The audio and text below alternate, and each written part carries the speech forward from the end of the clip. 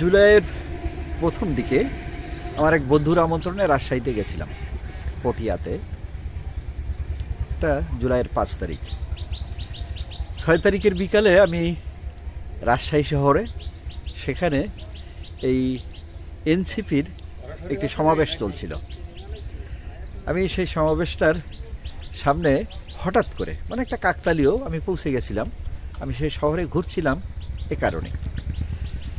কিন্তু আমি বেশ খানিকটা হতাশ হলাম যখন নাহিদ বক্তব্য রাখছেন। তার সামনে কিন্তু যারা দাঁড়িয়ে আছে তাদের সংখ্যা কিন্তু 100ও নয়, অথচ সারা শহরের বিভিন্ন কর্নার থেকে এই সভার বক্তব্য কিন্তু শোনা যাচ্ছিল।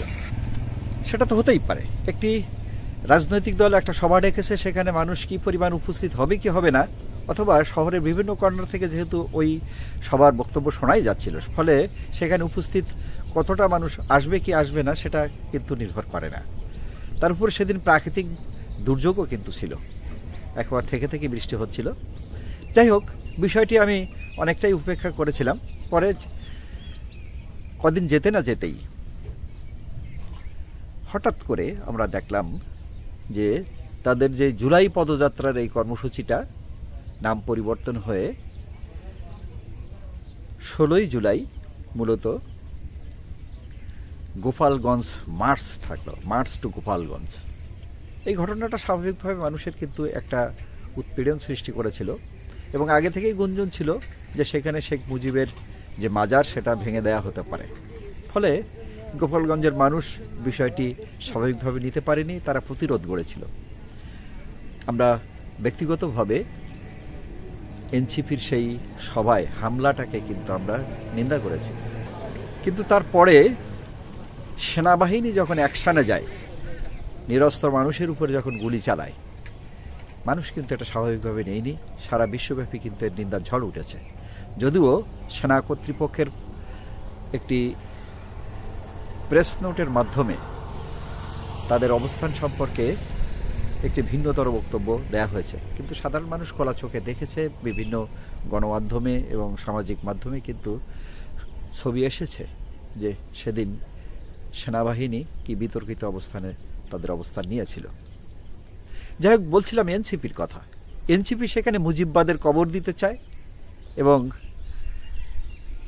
মুজিবের সব কিছু অস্তিত্ব বিলোপ করবার যে বক্তব্য, এটা মানুষের কাছে কিন্তু ভালো লাগেনি। সমালোচনা করেছে, অসংখ্য মানুষ কথা বলেছে এটার বিরুদ্ধে। দরকার কি ছিল? একটি আদর্শ তারা চর্চা করুক, সেই আদর্শ দিয়েই মুজিববাদকে পরাস্ত করুক, তবেই না তাদের আগামী দিনের নূতন সূর্য। কিন্তু এই ঘটনাই কিন্তু শেষ হয়নি।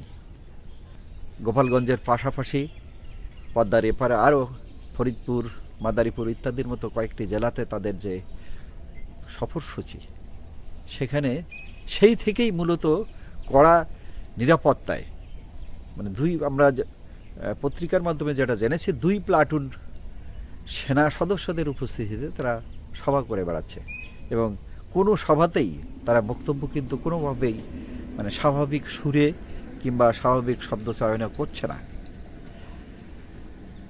এই যে এনসিপির অবস্থান, এই অবস্থান কিন্তু এই সংগঠনটির জন্যে কোনো ভালো ফলাফল নিয়ে আসবে এটা কিন্তু মানুষ প্রত্যাশা করছে না।